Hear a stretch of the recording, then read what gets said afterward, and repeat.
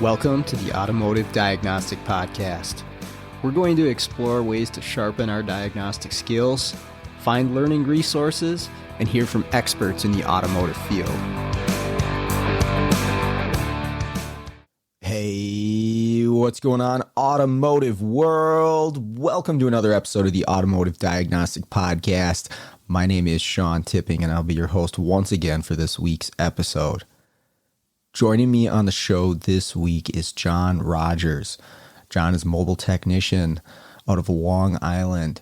He's been at this for over 15 years, and a lot of people that I talk to say that he's the OG mobile guy, and we'll talk about that. But John's going to join me today. We're going to talk about the automotive industry, his path in it to get where he's at now. And he's going to share some of his wisdom with us, which is awesome because he's a really smart and friendly guy. It was really cool to get to meet him and talk with him. Hopefully you'll enjoy this as well. Hey, before we get into the episode, though, I want to remind everybody or tell everybody about a few different things that I can assist you with when you're out there, trying to meet the challenges of the automotive world, right? Number one, I am a top Don distributor, so if you need any scan tools, battery chargers, thermal imagers, voltage maintainers, whatever it might be, I can help you out there. So reach out, and I'm happy to provide a price for any of that stuff and get it shipped out to you as soon as possible. I'm also diving more and more into the module cloning capabilities, and that's potentially something, that I can do as a mail-in service for you. All depends on the module, but reach out to me there. And I'm even recently got set up with some remote programming capabilities. So depending again on the car and the situation, I might be able to assist you there as well. So reach out to me. My email is in the show notes, or you can message me on Facebook, and I'm happy to help you. And also, I've gotten to know quite a few people in the industry, and if I'm not able to help you out with what you're looking for, I might be able to connect you with someone who can. All right, with that out of the way, let's jump into the episode. Good evening, John. How's it going? Not bad, Sean. How about you? I cannot complain. We were just talking about both of us how unseasonably warm it's been, or today at least, and I was outside in a t-shirt today. I was loving it. It was great. Well, I wasn't out in a t-shirt. I don't have that Minnesota blood. I have that New York blood. So I was only in a long sleeve. But it's funny when you go. It was 20 below last week this time, and it was 40 above today. So when you take that 60-degree swing, you're just like, yeah, shorts and t-shirt. Yeah, yeah, no doubt. It was nice. Let's keep the warm winter going. That's for sure. Yeah, definitely. Yeah, I'm totally okay with that. I mean, the cold usually drives the business quite a bit, but I don't know. There seems to be plenty of work to go around, anyways. That's true, no doubt. Well, everybody I talk to, I don't know a ton about you just yet. Hoping to find some stuff out, but everybody I talk to says you're the OG mobile guy out there. Well, that's I think that's a little overrated as far as that assessment of me. There definitely has been a couple of mobile guys that have been in the game longer than me, but like we discussed earlier, it's maybe it's because I'm accessible. You know what I mean? I return people's phone calls. I talk to a lot of people. I try to network as much as I can. So maybe that's why I got the moniker of OG mobile guy. How long have you been doing it? Going into my 15th year as far as doing mobile. Before that, I spent 11 years on a national technical hotline for Standard Motor Products, fixing cars over the phone. And a couple of years in their technical service department, in their catalog department, trying to fix their catalog. And before that, had a shop, grew up in a shop. The typical resume of most mobile guys. Okay. Sure. Sure. How'd you like doing the hotline stuff of fixing cars over the phone? It was learned a lot. Um, it was it was definitely challenging because again, you had many different personality types to deal with. A lot of times you'd get calls from techs across the country that were at your level or even higher than your level at the time that are just looking to bounce an idea off of you to see whether it would have some weight, something that we can all relate to. Other times you had guys that didn't speak English, were colorblind. You're going through a wiring problem with a guy and the guy's colorblind. Now you have to, go through alternative means as far as take that connector, go third wire from the left and, stuff like that. But it taught me a lot. It was a nice job. It was driven by one of the original owners of Standard Motor Products. He was a big champion of that, Nat Sills. And unfortunately, when Nat passed, they kind of used that to, sundown, to use a good Chrysler term, sundown the technical service department in 2008. So Okay. yeah. But it was good. It was a good run. I had a good run. I learned a lot. Got to meet a lot of good people in the industry, a lot of great trainers in the industry. So it was a good run. That's for sure. Okay. But I missed fixing the actual cars. You know what I mean? As far as that, it's one thing to talk about fixing cars, but it's another thing to actually be there, laying the scope probe on there or, seeing where the corrosion is and everything else. So it was a little challenging that way. And it was before the advent of cameras and so forth and so on, which they have now for a lot of these guys that run tech lines. So we had to do it blindfolded, so to speak. Yeah, you'd be pretty disconnected with no visuals. I know exactly what you mean. I taught at a community college for a period of time, and I went from full-time tech to teaching full-time. And yeah, I mean, okay, there's parts of it I didn't miss, but I did miss the actual fixing of the vehicles, that satisfaction you get when you figure something out or you fix something that's been a challenge. Yeah. Just talking about it is definitely very different. And that's what led me back to doing it mobile. But yeah, it definitely was because, growing up in a family shop, I was always the 8-year-old kid that was getting in everybody's way. Back in the, late 70s, early 80s, as I, was going to my father's shop. And I kind of missed when I got the job at the hotline there. It was a suit and tie type of thing. So it was very much removed from the daily operations of a shop, which I missed. I missed the dynamics of a shop, the smell of a shop, of, the workings of a shop, the camaraderie of a shop. It's so many different things that were vastly different working on a hotline versus being in the shop. And I really did. I have to tell you, I really missed being in the shop. And I think that's one of the reasons why it drove me to start up my mobile business. Okay. So how did that happen? What led you to making that decision? So basically they did away with the hotline in 2008. I kind of floated around. I actually ran a buddy of mine's shop for a short period of time. Then they called me back. They wanted me in as a technical advisor in their catalog department, another suit and tie job. And I kind of took it because in 2008, I don't know if you remember, that was some pretty lean economic times. Yes. And I had a young family at the time, so it was something that I had to do. But I went back, and unfortunately, this was super corporate, which anybody that knows me, I am just the polar opposite of super corporate, and it really clashed with my ideals, and I could only stomach it for a couple of years before I had to leave. I was always doing my mobile on the side. I only had a handful of shops, and I said, you know what? I'm going to try to make this a full-time gig, and I did. Okay. So was that just diagnostics, programming? Was there other stuff? What did it look like when you first started? Well, I started off with 6 shops, mostly diagnostics, some programming. And then I just cold called on guys. I left my business card, word of mouth. And then it grew steadily from that. And now I have about 365 shops that use me in 2 counties. So, Wow. it's a lot of hard work. It grew like wildfire. You lose some shops, you gain some shops. Sure. It's a typical business. It's, you put your heart and soul into it, you're going to be rewarded. And I did. So, With 300 plus, how do you handle all that as one person? I'm pretty much a control freak and a workaholic. So Okay. it suits my personality.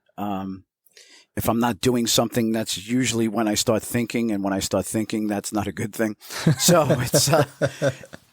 it keeps me very busy, between, scheduling, billing, actually doing the jobs, Sure. research for the following day or that night. So I don't get a lot of sleep these days. That's for sure.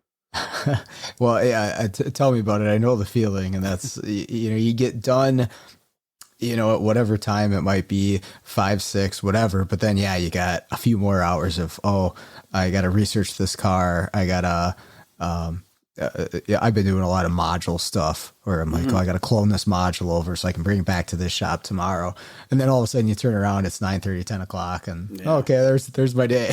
Yeah. It definitely, it's all encompassing. I've learned over the years to budget my time a little bit better.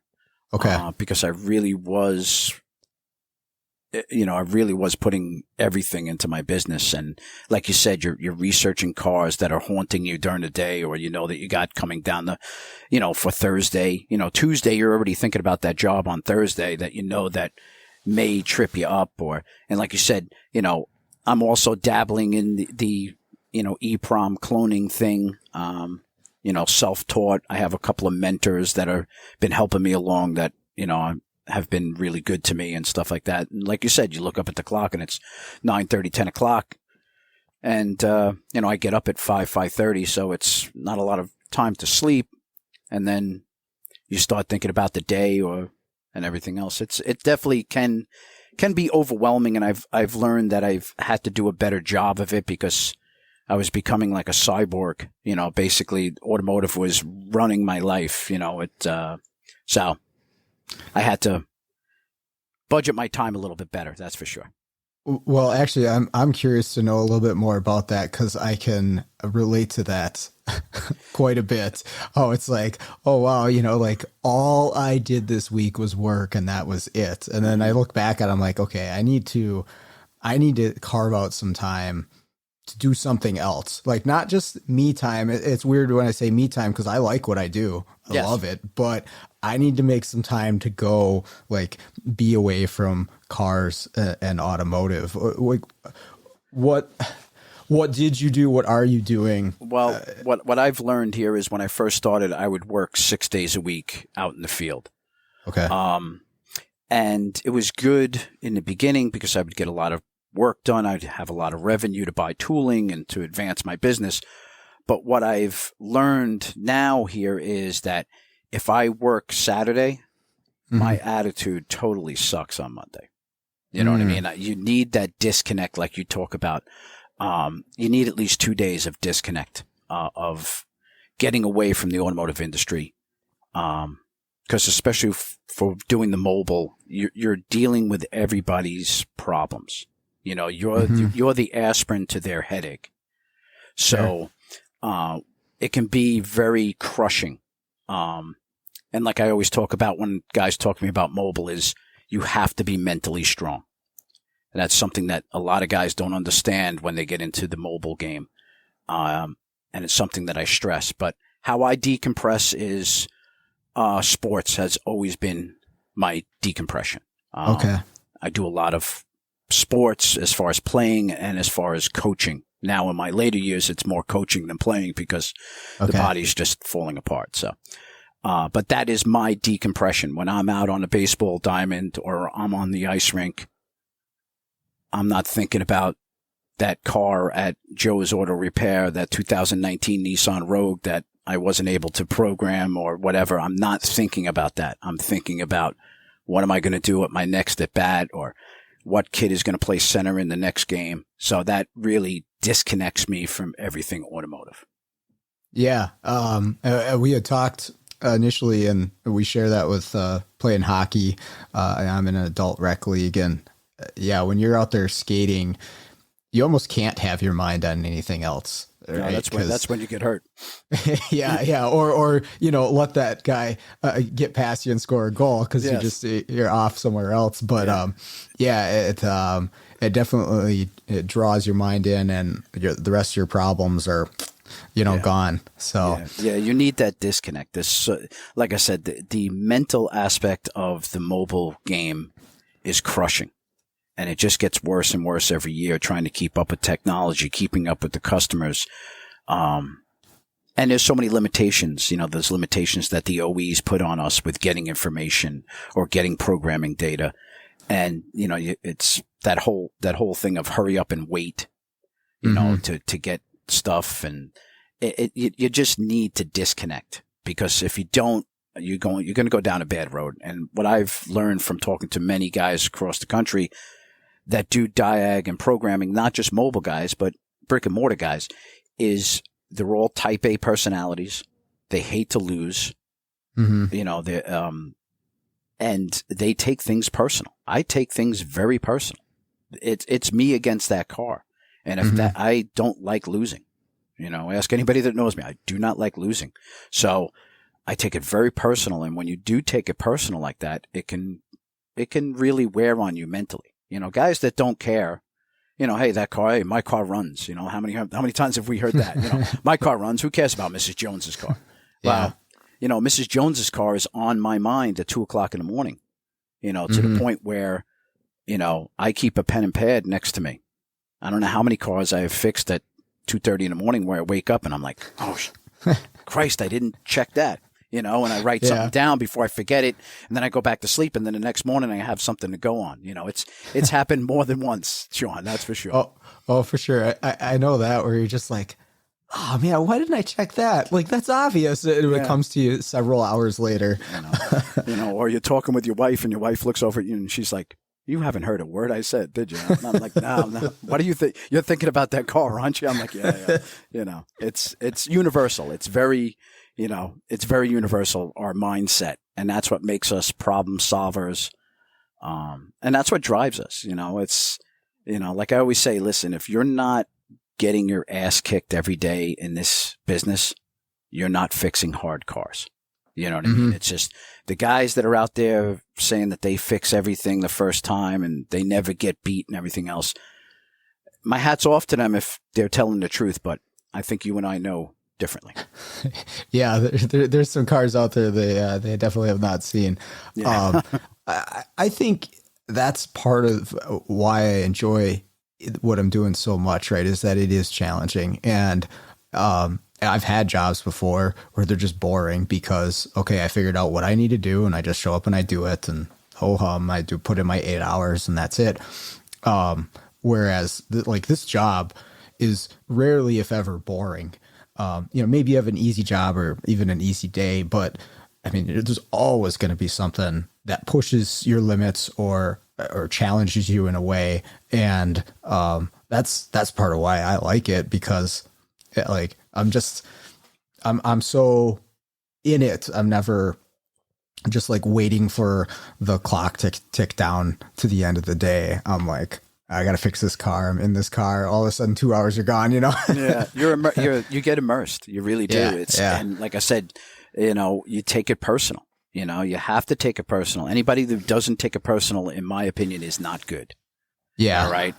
You have to take it personal. It's your job. Granted, it's not brain surgery. I'm not saving, humanity or anything else, but to me, giving the satisfaction to myself and to the shop owner that car is now fixed and he doesn't have to explain to the customer, why he had it for 5 days and everything else, or, I can come in and take care of a shop owner or tech, and give him a little insight too. There's always, granted, there's always those shops that begrudgingly call you, you know what I mean? And, How many times have you heard it? Oh, that's what we thought it was. Mm-hmm. Oh yeah. Meanwhile, you open it up and it looks like AutoZone threw up into the hood there, and it's got every part known to man in it.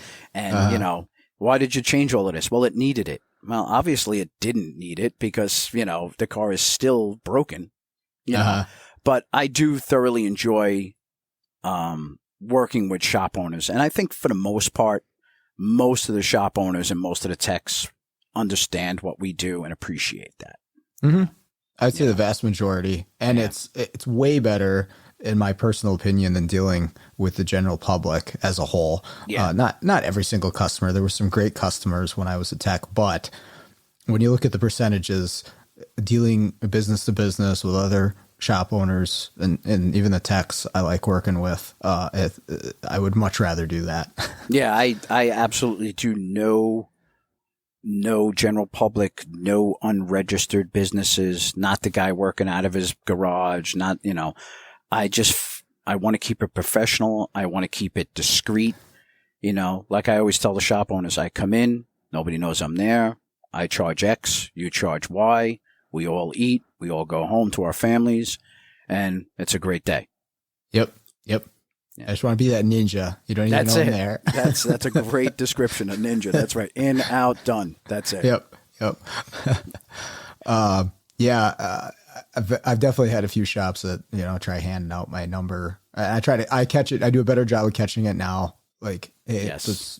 I'm okay if you want to share my number with another shop. That's fine. But individuals, let's try to do that. And once I got into keys, I really try to clamp down on that because that just seems to draw you towards the shady crowd really fast once people get your number. Agreed. Definitely. I have a pretty much standard way of answering the phone. And, within 20 seconds, I can tell whether this is going to be a shop or whether it's somebody, and I say to them, are you a registered repair shop? And I always get, yeah, I am. Are you a registered repair shop? Oh, yeah, I am. Do you have a green sign? In New York here, it's a green sign. No, I have a red sign, which means he's a used car dealer. And I tell him, listen, I'm not, I don't do anything for used car dealers. Get it to a registered repair shop. I'll be glad to help you out there. And I tell him it's nothing personal. It's just how my business is run. And it's also how my liability insurance is set up, for my business, that I have to be on the grounds of a registered repair shop. Okay. So it's a personal aspect and it's also a legal aspect. So it's two-pronged. So it drives the point home. Yeah. Well, that's a good way to look at it. We don't have anything like that here in Minnesota. I think you have to get a business license with the state, but that's literally just like an online form and, some money. But there's no, state registration to be an automotive repair shop or technician or anything like that. So that's interesting. Yeah, it's amazing how different states have different things, and I wonder if that's by design. You know what I mean? If you keep everybody segregated, you can't present a united front. And I think that's something that, if the automotive industry is ever to evolve, as far as on the technician end, we need to present a united front because there's so much backbiting and disagreement and I often think that that's fostered by the powers that be, so to speak. So this way we could never present a united front. You know what I mean? I always give the classic example of you go to a doctor and the doctor screws up your knee during an operation. You go to another doctor. Does that doctor ever dirt that previous doctor? Never. Right. Right. So, but you do a brake job and you go down the street right away. Oh, that guy ripped you off. He put on, he put on, aftermarket pads. He didn't cut your rotors. We're so quick to sling mud in this industry. And unfortunately, it just divides us instead of unites us. Yeah. It brings everybody down. Instead of the opposite is, the rising tide raises all ships, idea. And I do experience that. I have experienced my entire time in the automotive career is where, another shop will even just an estimate on a car, right? And you do an inspection estimate, and they'll pick it apart and say, well, this wasn't needed, or they missed this, and it doesn't really matter. I'm sure people do poor inspections. I get that, but it's a selling tool for them to get that customers to tell them that other shop doesn't know what they're doing. And yeah, it is very, very common in this industry, and even among technicians too.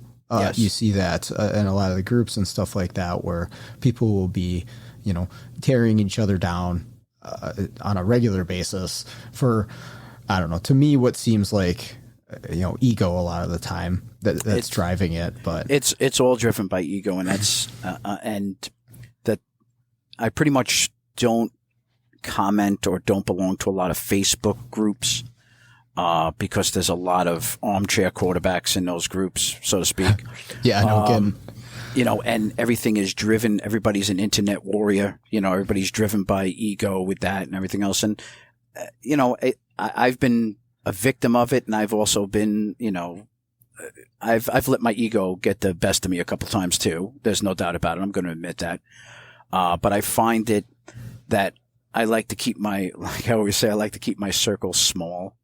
Uh-huh. So the people within my small circle, and then I have satellite circles around that small circle that I network with. And for the most part, I don't go down that rabbit hole of Facebook groups and everything else, because you could lose a lot of energy and a lot of time fighting with these people on Facebook groups, and you get sucked into that vortex of Facebook, and pretty soon you got 3 hours of your life gone because you're arguing over a torque spec of a bolt. You know what I mean?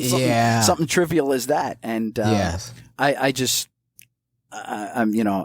learned as I got older to pick my battles, and that's just a battle I don't want to pick anymore.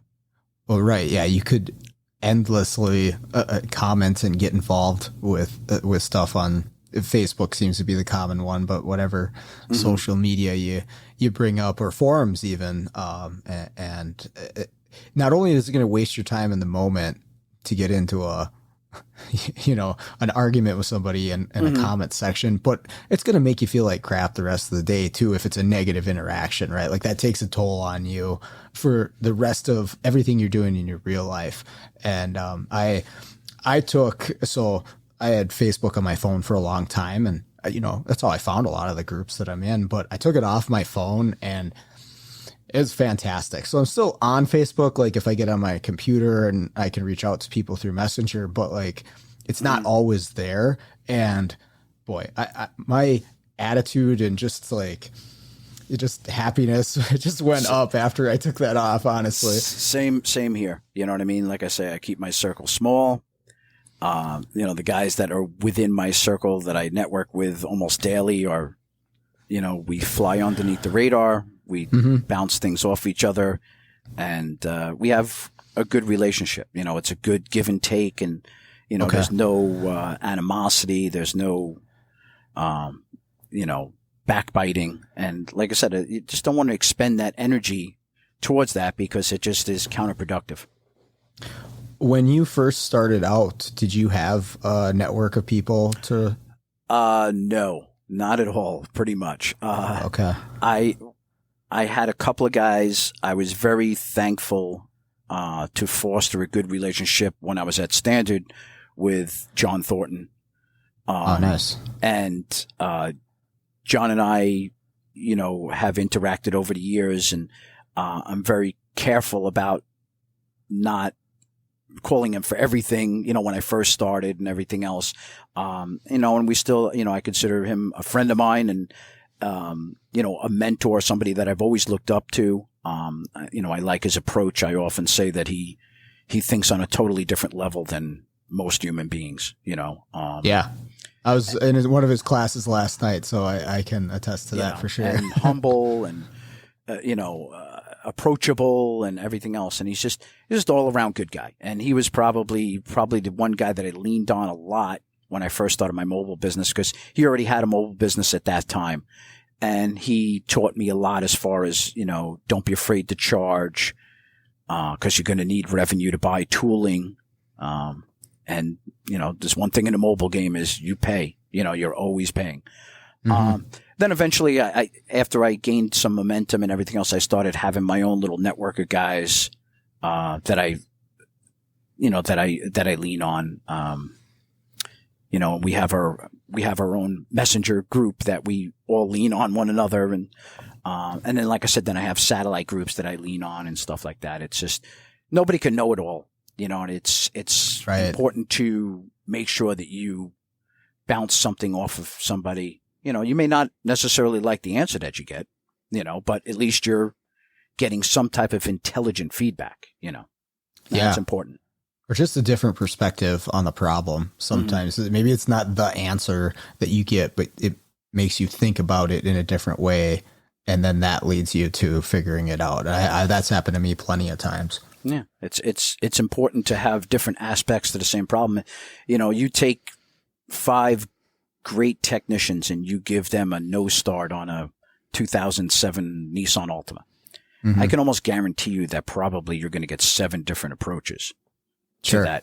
You know what I mean? One guy may be a 5-gas guy and he sticks the probe up the ass end and cranks it over and looks for hydrocarbons while cranking. Another guy's a big scope head, so he's back probing the cranking cam. Another guy's going to take a look at his scan data. So as long as they all arrive at the same conclusion in a reasonable amount of time, is one method better than the other?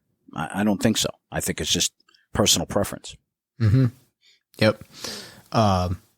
And sometimes you can get just that tunnel vision too when you're in a problem, and having somebody else that's not, waist deep in it is helpful too. Just give you some like maybe you'd have that clearer head if you hadn't just gotten beat up for 2 hours on this car. But this other guy that's having a nice easy day programming GM transmissions or something, he can just be like, well, hey, did you check this? God dang it. So true. But remember, General Motors programming is not as easy as it once was, right? Yeah, no. Okay. Yeah. I shouldn't use that as an example. It all depends on how SBS2 is acting that day. Yeah. What I mean? So it's, but yeah, I understand completely. And you're very, very right, right to the point there as far as somebody that's removed from the situation can sometimes think with a clearer head. He hasn't been hanging upside down in the dash and, 25-degree weather and, or, sweating his ass off trying to take a look at this or whatever. And it can be an epiphany. You know what I mean? You get that moment where, wow, he gave me a direction. Now I can run with it, So, yep, for sure. You have to have network. You have to have good people around you that are going to motivate you and also help you along the way. There's no doubt about that. Yeah. I think as an entrepreneur, regardless of what you're doing, that's important to do, because otherwise, especially if you're just a one-man show, you're kind of on an island. If you don't have those people to reach out to, you can talk to other shop owners, but it's not quite the same thing. But to have other people doing what you're doing and seeing how they do it, and maybe they've been doing it longer, and their level of success is here where you want to get to, you can kind of see some of the things that they're doing and mirror that, or ask them questions about it. And boy, without that stuff, I know me personally, the level of progress that I'd be able to make it'd be very, very slow compared to actually pulling from all that information and using it in my day to day. Yeah, there's no doubt about it. And we often refer to it, the groups that I hang out with, we'll go to an event, a training event, and we get together for dinner or drinks afterwards or whatever, and we call it therapy.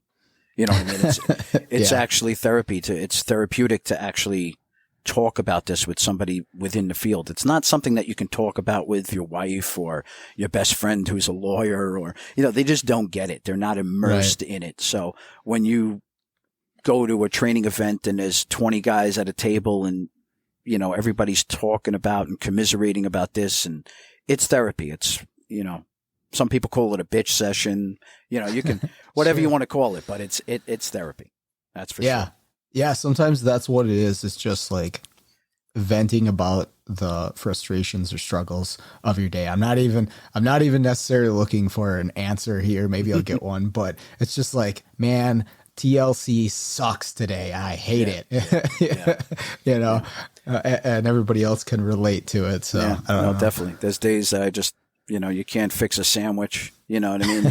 It's, cars suck. Everything is just, it's 3 o'clock in the afternoon. You got nothing in your wallet. You know what I mean? Because you failed the first 3 cars you're at, or, TLC was down, or, the module never came in for this, or, you gotta be, that's the other thing about the mobile world. You gotta be able to think on your feet at a drop of a hat. You know what I mean? You gotta be a master of time management, cause you got being mobile, you got traffic, you got, this shop is 30 miles away. What's the traffic look like? Do I need to do him early and get out of Dodge by 1 o'clock, or else I'm going to be there for the rest of the day with traffic? There's so many different dynamics of that. Just the time management, factor. What do I do? Do I put this diag that I know that I'm going to be 2-3 hours on, or this battery drain off, so I can get some revenue with these 2 or 3 quick programmings? And I'll put quick programmings in quotation, because sometimes that doesn't, programming is easy until it isn't. And then, you never know. And now all of a sudden it doesn't go as planned. And now you need to, make a day of it. So, you call another shop that you were going to do tomorrow. Hey, are you ready for that? Oh yeah, I am. Okay. All right. Head over there. You're constantly thinking, it's like playing pool. All right. A good pool player is always thinking 2 or 3 shots ahead. That's the mobile game. Yeah, it's a juggling act with a lot of that, because sometimes you got to switch something up and be like, okay, well, I called this guy, but the part didn't show up. I was planning on going to him next. All right, which one can I make work that's geographical and doesn't screw up the rest of my day? And it's very fluid. That's what I've been discovering with the schedule is you got to be ready to like pivot when something doesn't go right, because it definitely happens quite often. It is. It definitely is. Pivot is a great description of it. You have to be able to, think on the fly and be able to change things. Often my customers will say, well, what time are you going to be here? And I'm like, sometimes I don't know, this is not like buying a quart of milk. You know what I mean? I'm not, this is, I could be on this job a couple hours. It could be 15 minutes. It could be a blown fuse. It could be, a harness that's, chafed someplace that I got to find. So it's hard for me to tell you. I can give you a 45-minute heads up, when I think I'm going to be there. This way you can make arrangements, but it's very hard. It's very hard to get it down to an exact. Yeah, I'll give them the first appointment. Like I tell them, if you want to be the first appointment of the day, I can give you a time for sure. But then beyond then, it's kind of like, I'll be there in the morning, I'll be there in the afternoon, and kind of go from there. And most shops are okay. They understand what it is. And as long as I'm there within a reasonable window of when I said I would be. Yeah, I agree. Everybody's happy. But how many of those first appointments, though, they tell you, you ask them, what time you get into the shop? I get in 7:30. So you get there at 7:40, the doors are locked, You're sitting out there for 15, 20 minutes. You call the guy, it goes to his voicemail. You text him, he doesn't answer. All right, so then you leave to go to your next job, and at 8:30, they call, hey, where are you? Yeah. Wait a second. You said you were going to be here at 7. This, I had a fight with my old lady. I did this, that. Hey, not my problem. I'll try to get you on the way back. Oh, man, hey, listen, we made an appointment. You wanted the first appointment, and you couldn't hang, so to speak. You know what I mean? And I have to move on. Yep, exactly. Got a schedule to stick to. It's a whole group of skill sets that I guess I never knew I was going to need, maybe I shouldn't say that. Time management in the shop wasn't exactly the same, but when you're working in flat rate, you definitely gain some time management skills there too, of juggling which car is going to get done when and waiting for parts on this one and this and that. But driving place to place is a whole nother animal. And then the weather has been a big factor for me too there. Because if there's a big snowstorm around here, it's doubling my drive time anywhere that I'm going. So I got to factor that in too. Yeah, same here. Between the 2 counties that I service, you get one accident or rain or snow or whatever, it changes your dynamic of your day drastically. You know what I mean? To the point where it's not, if the customer's 40 miles away and it's raining, it's going to take me 2.5 hours to get there, and then 2.5 hours. That's 5 hours out of my day to do one programming job.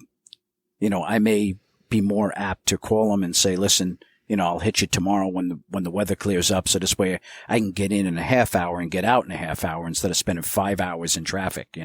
It's more cost effective.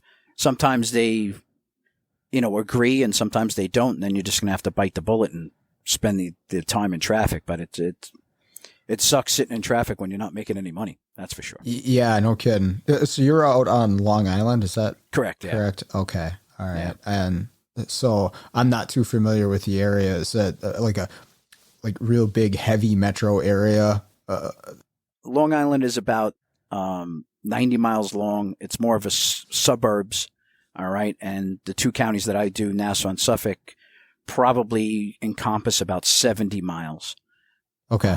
And not a real good viable public transportation in the two counties. So cars are heavily relied on, and taking a customer's car away from them is like cutting off their arm. So they want their cars fixed. They want them fixed in a timely manner. And especially now in the age of post-COVID, rentals are through the roof if you can find any rentals. So it's very hard to have a customer in a rental. It's not very cost effective. And with the parts issue where everything's on galactic back order, it just exasperates that issue. For sure. Do you Corey Brueggemann and Keith DeFazio? Because I know they're I know of them. Keith, I talk to every once in a while. Corey, I don't really have. I've had a conversation with him. I see him every now and then usually see him at Super Saturday, which is in Philly, and I see him at the big event, which is Mayapack there. It's coming up next month, as a matter of fact. And I do see him. I think Corey's out of Staten Island or something. I think and that's where Keith was before he moved down to the Carolinas there. Exactly. Yeah. Yeah. Staten Island's a little bit west of me. It's part of the 5 boroughs in New York City. That's more of an urban area, heavily populated with shops, but much more urban than Nassau and Suffolk. Yeah, I had Corey on for an episode on the show, and he was telling me about doing mobile out there, and it's pretty crazy because his shops are like next to each other, where he'll just walk across the parking lot to the next one or whatever, and I'm driving 20 miles to go to my next shop. Yeah, we have some of that. There's some areas in Nassau and Suffolk that the shops are heavily congregated in, where you can actually, if you plan it right, you can probably hit 3 shops in a mile. Oh, nice. But it doesn't happen too often. It's not as heavily saturated as, say, like Staten Island or Brooklyn or Queens. So, okay. Any of the 5 boroughs there of New York City there. So got a little bit of drive time in between, but heavy traffic in Nassau and Suffolk. You can't, you go out for a quart of milk, you're out for 15 minutes. Okay. I noticed with the traffic that, at least around here, it has yet to be the same post-COVID. I remember getting stuck in traffic down in the cities because I'm right in the Twin Cities area here in Minnesota. And I remember getting stuck in traffic like almost daily, around that rush hour time. And since COVID, like it happens very rarely where I'm actually sitting in traffic around here. And I just wonder if it's still, so many people are working from home still. Well, I think a lot of people are working from home, but I can tell you on Long Island here, it definitely has come back to post-COVID. Okay. When COVID was going on, I loved it, man. I could get to, Right. it was great. It really was, And the other thing that was real nice about it was everybody was scared of getting COVID, so they wouldn't come over to you and ask you any questions or anything. Everybody's, it was just basically everybody wanted to keep to themselves. So you would go in, get out, do your, as you put it, ninja. And but I enjoyed the COVID era for the traffic, but it didn't take long to get back to post-COVID by me. That's for sure. It's the traffic is just brutal. Okay. Yeah. That's, I've tried to be creative as possible to make use of my windshield time, right? Because you got to stay focused on the road. But like, what do I do with all that time that I'm driving? Say I've averaged it out. I've actually timed it during the day to say, okay, I'm in the car for X amount of time. And some days it's 2 hours of my day is driving. And like, it kind of feels like a waste from not doing anything. So I'll listen to like audiobooks or podcasts or something, but I haven't got anything past that as far as making use of that time. Maybe make some phone calls, talk to some people, but you can't do a whole lot while you're driving. I'm usually calling back customers or calling back guys in my circle of trust, if they called me, or I'm, talking on the phone, balancing a sandwich, eating, and Sure, I definitely try to make the best of my windshield time, as you put it there. It definitely, but I often think about, I should, put on an audio book or whatever, but I'd rather listen to some music, that kind of like soothes the savage beast, so to speak. So I listen to that. That kind of calms me down. But typically, I'm usually calling a customer back, or talking to another tech, or trying to iron out something, or calling my next job. Hey, is that car ready? Make sure the battery is good. All that stuff. But I probably should listen to some more audiobooks instead of Black Sabbath. Well, and there's nothing wrong with that. No, I mean, they get you pumped up for the next job. Yeah. Sometimes I need that. Yeah, it's like you're going into a fight. You get jacked up. Yeah, sometimes. Yeah, sometimes you need the Rocky soundtrack to go look at that car. That's for sure. Yep. What would you say to somebody who is, potentially considering going out on their own like this? And we've already mentioned a few, qualities that you might want to have, but if somebody's like, I think this sounds pretty cool, I want to look into this. What's some advice do you give? Well, definitely out of, the guys that call me and I talk to them, and we've talked about this off air, that, I usually spend about an hour to an hour and a half talking to them, and I tell them, the first quality that you need is you definitely need to be mentally strong. You need to have that relief pitcher mentality that if you go in and get your ass kicked, you want to go back there and finish the job. Don't just put your tail between your legs and go. You want to be, that dog on a bone mentality, because that's how you learn. And failure is a great motivator, I have found. I just think that, when things are too easy, I'm always a little uneasy, because that the flip side is coming. Karma's a bitch, so it's, sure. That something's going on. Organizational skills, which we talked about, critical thinking, I think is paramount. You need to be able to think out a problem. Reading comprehension, that's another sore spot of mine. It's amazing how many guys in the industry, in the automotive industry, who don't have reading comprehension skills. They just want to know how to do it. They don't want to just look into the finer details. And then when they get, sidetracked or whatever, and then you tell them, hey, listen, it's there.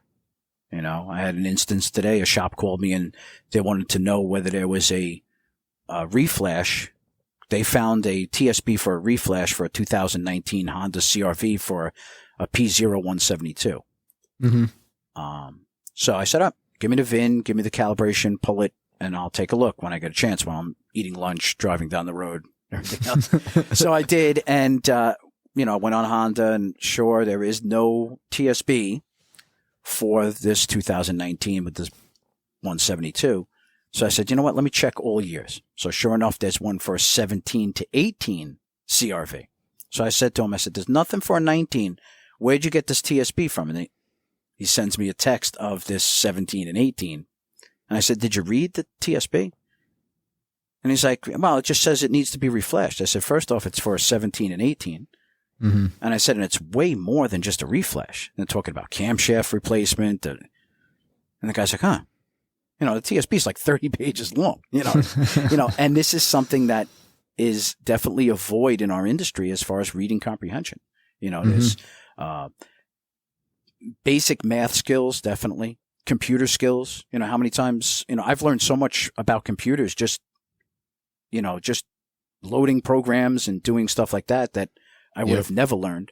The problem solving is definitely, but I think something that I would say to anybody coming into the business is to take a business course, because it took me a solid 10 years to learn how to run my business efficiently, to make it a business and not just like, oh, I'm, just going out to work every day. It took me 10 years. And I think if I would have taken a basic small business course, I would have been that much farther ahead. Financially and in my business growth. You know what I mean? I think it's important. Not everybody, it's tough because you have to be a good tech and a good businessman to do this. And it took me 10 years to become a decent businessman. So I had 10 years of me breaking my ass that I really lost out on. You know what I mean? That I should have been producing more revenue and so forth and so on, and it could have grown my business even more. So I think taking like a small business course or something like that, definitely I would suggest to somebody that's going to be in the business or take on this type of business. Yeah. Or find, a lot of us find a mentor in another technician for the technical things, but to find maybe a mentor in that aspect of the business side of things, somebody who's, has a successful business, has been doing it for so long. That's key. And you see it a lot, you hear about it a lot, because it is very common where a person is a technician, they're very good at what they do and they love what they do. And so then they go out on their own. And again, they're still very good at what they do, but they're not good at business, or they just don't know about business. And hi, that's me. I'm Sean. I fit that bill perfectly. I'm figuring it out on the go here, but I think that's really good advice to seek out some of that knowledge. It's one of those things that a couple of people imparted wisdom to me early on, and they said to me, don't be afraid to charge for something that you think is easy, because it may be rocket science to another guy. Yeah, and they're calling you for a reason. Yeah, and I've been guilty of it. I don't know how many times where I go to a shop and I'm like, that's a bad fuse. Don't worry about it. I'll get you on the next one, or just give me $50. I was only here 5 minutes and everything else. When I should have been charging them full. Hey, it's not my fault that they're, the shop couldn't read a wiring diagram, or, they checked all the fuses except the one that's missing. You know what I mean? It's how many times have we, it was a bad fuse, because the one that's missing is the one that's bad, Or going back to your point about reading, sometimes like all they had to do was click on that code definition in Identifix. Like I know they have Identifix. They just had to click on it, read, it tells you exactly what to do, right? That's missed out on. So yes. Yeah. It is. And like you said, everybody has Identifix, and, I love it when they tell me, there's 1,000 hits on it that it's, a bad turbo. I'm like, okay, put a turbo in it, and if it doesn't work out, is Identifix going to, pay for the, the turbo? Well, sure. I didn't say that. I said, well, then do you want me to come and diagnose it or not? Or do you want to Identifix it? And don't get me wrong, I'm not dirting Identifix. It has its place. And I'll just leave it at that. Yeah. I mean, I like it as a service info. I use it all the time. But it can definitely be misused. It's right in your backyard too, right? Isn't it? They're in Minnesota, right? Yep. Their headquarters are about half hour from me. So, that was actually kind of cool. When I was a young tech, I got to go down there a couple times, because the the shop owner at the place where I worked had previously worked with the GM hotline guy at a GM dealership. So they knew each other. So they were in contact. So we kind of had like an in at Identifix, and I got to go down there and see their shop when I was a real young technician. And that was cool just to see like, wow, this is, to me, this is the premier stuff of the industry. They're doing really cool stuff here. And I know a lot has changed with them since Solera, bought them out and stuff like that. But it was pretty cool stuff back in the day. Yeah, they were, when I was at Standard on the hotline, it was us and them basically. We were the only two major hotlines in the United States, and they would take care of a lot of our overload. We had like 10 to 12,000 subscribers, and we only had about 6 guys. Wow. To do it. So our workload was tremendous. It was field, most of my day was averaging 30 to 40 calls a day. Did you guys break it up by brand, or how did? Yeah. There was guys that did, there was one guy that just did Ford, another guy that just did GM. There was another guy who did this. I did everything except for, the high end Euros. I did everything, Ford, General Motors, Chrysler, all your Asians, VW, Audi, but I did not do Benz, BMW, Jaguar, Land Rover, Volvo, stuff like that, which I still don't do because I just don't feel comfortable with those cars, and I never really took the time to learn them, which was another big business mistake of mine. I'll just, lay that out there, that in the beginning when I did my mobile, one of the regrets is that I did not get into the higher end Euro cars, because it's very lucrative. It's very lucrative, especially at the body shop level, when you can go in there and, program a radar, program a headlight, do this, do that, and walk out, with a $1,200 bill, and nobody's going to bat an eye, and you were there for less than an hour. You know what I mean? Mm-hmm. So that's definitely something that I regret, that I never got into that. I network with a guy that works in my same area, Nassau and Suffolk, who does all those high-end cars, Mike Burmeister, who actually reached out to me many years ago and said, I'm thinking about getting into the mobile game. And turns out he lived, 2 miles from me, and we became good friends and compatriots. And, we still, we're competitors that don't compete. Okay. So that's, there's plenty enough work to go around. He's taken his operation. He's got 4 or 5 guys now that work for him, where I'm still a one-man show, but, we network together. We talk. In fact, we talk 2-3 times today about stuff, and, we borrow tools from one another. It's a great relationship. We don't poach customers. We don't poach customers from each other. So it's a gentleman's relationship. In fact, a lot of shops don't understand our relationship. They're like, I'll show up to a shop and I know it's one of his shops or whatever, and he can't get there for a couple of days or whatever. And I'll tell him, you got to wait for him. And they'll be like, you're turning down money. I'm like, yeah. I said, and like him and I always discuss, it's the money is not worth the relationship, So what am I going to do? I'm going to lose a great relationship with somebody for $175. Right. You know what I mean? It's just not good, so, and like I said, there's plenty enough work to go around for all of us to eat, and we have a great relationship. Well, and competition's not a bad thing either. Some people look at it that way, but, I think done right. And a good relationship. I mean, it's just going to drive you to be better.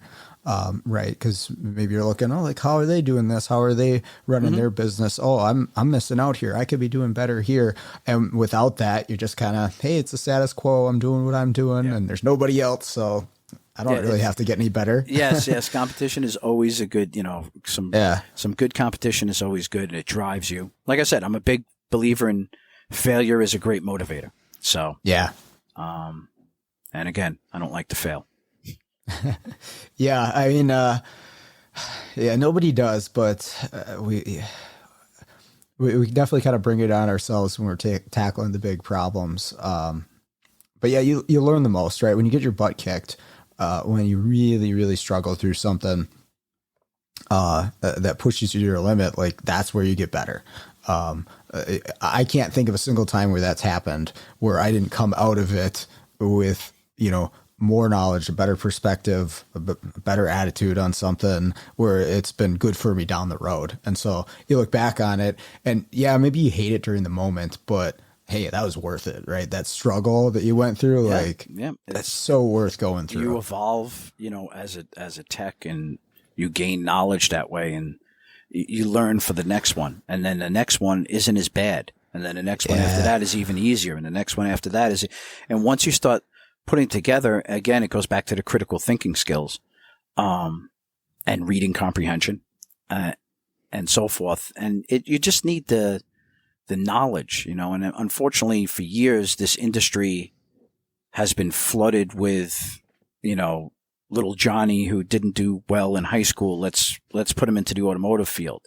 Mm-hmm. And unfortunately that stigma is still out there, and these kids are not lasting in the automotive field. They're getting, they think it's all fast and furious, that, they come out of high school and they're building 1,000 horsepower Subarus and, doing donuts and stuff. And, they get their first, transmission line job and, they suck, and it's, as far as that. And I think it's something that, is a disservice in the industry right now, is that the way that we're fostering these kids,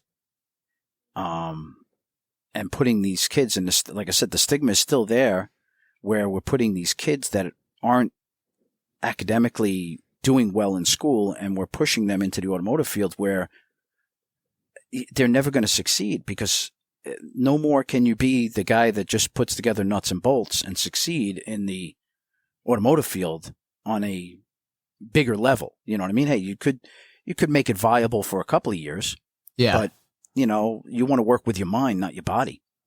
Yeah, exactly. I mentioned I worked at the college for a while, and we definitely saw a lot of that, whereas like it's kind of the, the afterthought or the last option. Let's just shove them towards a trade, automotive being one of them. And, for some kids that actually ends up working out good, because for the right person, it was just that they weren't interested in what they were doing prior in school. And then they found this thing, oh, I really like automotive. And now they apply themselves, and now they're dedicated, and they show some skill sets and some focus that they didn't have before. But yeah, you get a lot of that too, where it's,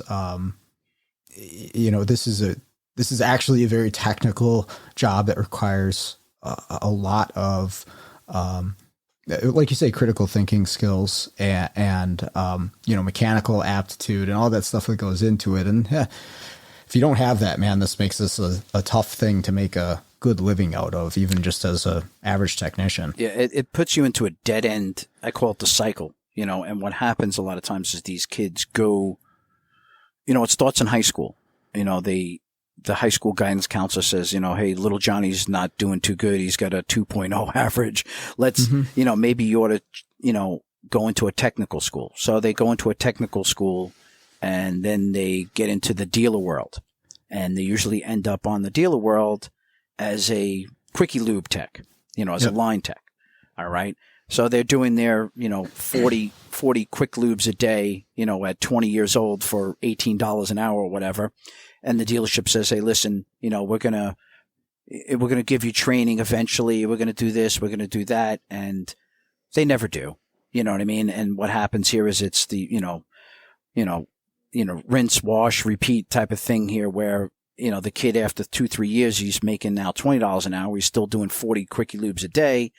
He decides he wants to get out of the industry, and a new crop of sheep come in out of the technical school to fill these, 40 quick lubes a day that each tech has to do. And you see it all the time at the dealership level. It's, they may have, 1 or 2 A techs, so to speak, maybe 1 or 2 B techs. And then they got a lot of, journeyman techs, because they're doing quick lubes all day. And they just, it's like a disposable industry. We need to get out of that rut. It's something that's been talked about forever, but there's no easy answer for it. I was going to say, what do you think would be a better approach to it? Something with apprenticeships. Like I know a guy in HVAC, and he was explaining how that worked with their new hires. Like, yeah, this kid, he's going to ride around with me for, I think it was like a year or something like that, or maybe even more. And he just kind of helps me out, and I have him do more and more stuff as time goes on. And then when he's ready, he gets his own truck and he starts doing this himself. But he's under my wing. He's learning from me every single day as an apprentice, not just like, not one of two things, right? I've seen this is the oil change thing, like you mentioned. You're just doing, oil changes all day, or we're just going to throw you to the wolves right out of tech school. Yeah, that's the other dynamic. Yeah. Hey, you're on flat rate. Good luck. What way do you think would be a better approach? Well, I think, what you discussed there is like the European approach as far as like apprentice, journeyman, and like you would, like what you're doing with your guy. You know what I mean? Unfortunately, we need uniformity, like we discussed before, in the industry. And to get everybody on the same page, as far as the OEs, the aftermarket, all 50 states, it's kind of unfeasible to actually get everybody on the same wavelength. Yeah. To me, the way that I would perceive it would be for everybody to become licensed. Okay. And certified. And I'm talking about a real certification, not a paper tiger. Okay. All right. I won't mention any names, but something that carries some weight. So in other words here, and it's got to be nationwide. You know what I mean? Uh-huh. So basically here, if I became a journeyman tech in Indiana and I wanted to move down to Florida, I would still be a journeyman tech. Uh-huh. And then we could take it from there, and then we would have a unified front. You know what I mean? Because you would have unity, and everybody would be playing on the same team. I don't really perceive that as happening ever because of the infighting, of the differences in logic and mentality between the OE and the aftermarket. There's a lot of dynamics, a lot of egos, a lot to play there. But to me, the utopian way would be that. So, okay. And in this way, you could actually gain some respect. All right. The young people would want to get into this business because we would actually get paid the way we should get paid. Yeah. And it would carry some respect. You know what I mean? It's, for years it's been the black brush. You don't want to say to anybody at a barbecue that you're a mechanic or an auto technician or whatever you want to say, because it's, you hear it all the time. Oh, you guys rip off people. You guys don't know what you're doing. It's gotten down to the point where, like, when I go to a barbecue, I tell everybody like I'm a race car driver, a secret agent. I can't tell you because I don't want to hear it. You know what I mean? It's just, and it's one of those aspects of the business that unfortunately I don't think will ever get resolved. You know what I mean? And it's a shame because there's so many good people in this industry that could pave the way, and we could get more people in the industry. And if we ever presented a united front, we could be a force. It could be a real, but we can't, we can't even get together what oil to use. You know what I mean? So, right. How are we going to do that? So. Yeah, no, I know exactly what you mean. I've talked to some other people before of here's what we need to do as an industry. And my question, to them was like, hey, that's a great idea, but how do you get everybody on board to move that same direction? And I don't, like you say, that's a tall order that I don't have the answer to.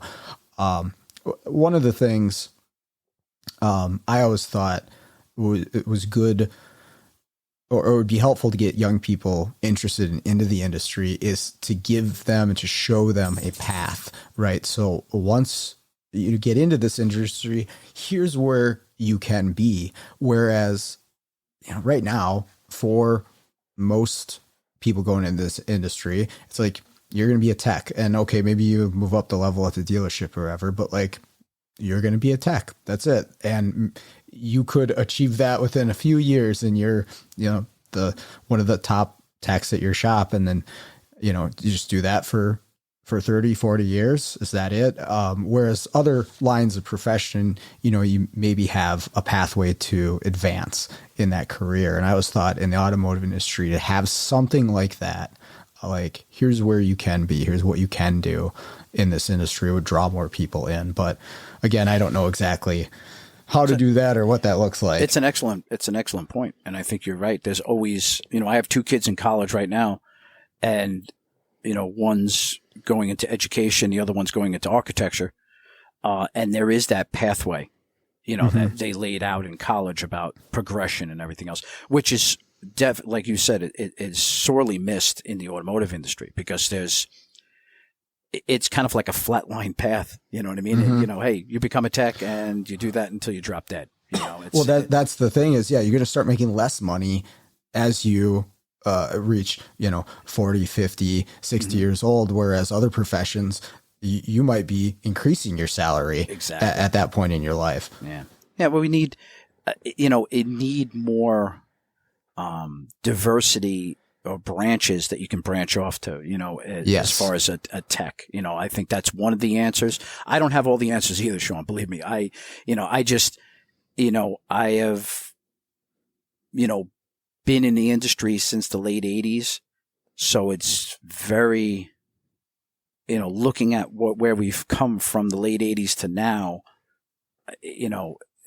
we've gained some respect, and yes, techs do make a little bit more money, but I'll give you an example. Back in the late 80s, one of my guys that I used to try to listen to everything that he would say was at a local Cadillac dealership, and he was the Cadillac Alante certified technician. So during the late 80s, Cadillac had an Italian Cadillac called the Alante, and it was one of the very first cars that had a multiplexed wiring system. Okay. And every Cadillac dealership had one guy that they sent away to school. Well, I got to talking to this guy in Radio Shack. I don't know if you remember Radio Shack. Sure. All right. And I would always be building electronic stuff, and he'd be in there doing the same, and I would talk to him. And he was a very, very smart guy. And back in the late 80s, he was making close to 80 grand. Wow. This is in the late 80s. Yeah, that's pretty good. You know what I mean? So now you'd be hard pressed to find a dealer tech, working for General Motors that's working on flat rate that's making 80 grand. You know what I mean? Mm-hmm. I'm sure there are, don't get me wrong, but when you're getting paid 3/10 to diagnose, 18 minutes, it's a little rough on the pocketbook, I would think. So, So I have to wonder, as much as we've progressed in this industry, how much have we progressed? I often think about that, and then something else takes me off on another tangent. I forget all about that. Yeah, well, that's the problem, is we've got plenty to worry about outside of fixing the auto industry on top of everything else. Yeah, so. yeah. I've decided to pass the torch to others as far as saving the automotive industry. I'm just getting too old. I'm getting tired. Right now I just want to ride off into the sunset. Hopefully make a little bit of a difference, make it a little bit better for the guys coming up. Yep. And go from there. Yeah. One of the biggest focuses of mine was, especially if I'm dealing with a young person or a young tech in the field, is just kind of show my passion for it, right? Because I am passionate about this. I love this stuff. And I don't ever want to, come off as jaded or burnt out or whatever. I want to say, I'm excited, because I think that's contagious, in a way, where if I'm excited about something, I really want to solve that network problem. Maybe you kind of do too.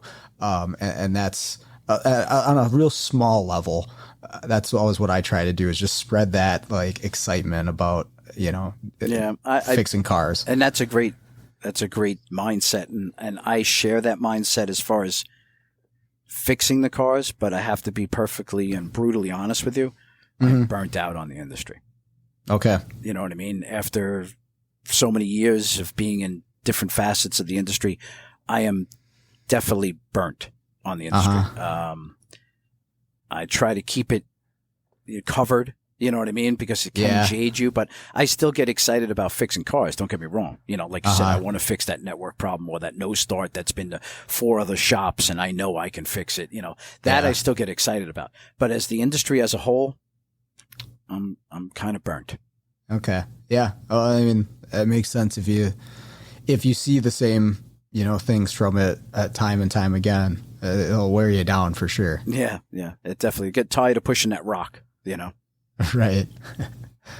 What's in the future for you going from here though? That's a good question. I don't know. I don't know what the future holds for me. You know, over the years, I've dabbled in doing some teaching as far as contract training, and I've written a couple of my own classes that I've presented. But again, you know, teaching is nice. And one thing that I've always found when doing contract training, that I found that is troublesome is if you did not write the content, it's very hard to present that class in a knowledgeable and an intelligent way. Especially when you have a captive audience that asks you, "Hey, where did you put that scope lead?" Or where did you back probe that or whatever? And you say, "Well, I didn't do the actual scope shots on this. I much rather writing my own content, and I could say, oh, by the way, yep, that's where it is. That's where that's where I captured that. That's where I put my scope lead on. So I have some issues there with like contract training where you're presenting another person's material. Mm-hmm. But as far as the future, I would like to do maybe some teaching, give back to the industry,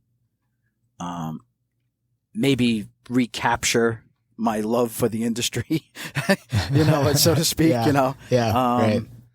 Pay it forward or whatever you want to call it that way. Because, as much as I'm jaded and burnt out about the industry, it did provide me with a viable means of income and food in my family and is putting my kids through college. And it definitely has been pretty good to me. And I've made some really good friends and, compatriots, throughout the years in the automotive industry. And it's taught me to deal. One thing about the automotive industry, it teaches you to deal with so many different personality types because, once you've been in a shop environment, and wrenches are flying or this guy's getting beat up or this one's in the, you think maybe this one's doing drugs in the bathroom or, you know what I mean? We got some characters. That's for sure. Exactly. There's definitely a lot of personalities. And I think it teaches you a lot about life,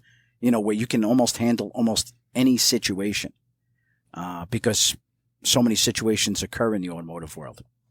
So we'll have to see. So I don't know. Maybe, my big thing is to maybe hit lotto and be done with this. But that's, again, that's a pie in the sky type of thing. Yeah, that'd be nice. I don't know what I'd do. I was said like, okay, well, if I win the lottery, I'll hang out for X amount of time, but then like I'll get bored and I'll want to do something. So then what would I do? But I'm not really sure. Taco stand and jet ski repair in the Bahamas. That's what I got. There you go. Cool. Well, thanks for joining me tonight, John. I really appreciate it. Hey, no problem at all. It's been my pleasure. It's good luck with your future podcasts. It's been great talking with you and getting to know you. All right. That's going to do it for today's episode. Another big thank you for John for joining me on the show this week. I really appreciate it. It was great to meet and talk with him. Also like to thank everybody out there for listening to the show and all the feedback I've been getting. I always appreciate it. But with that all out of the way, let's get out there, start fixing the world one car at a time.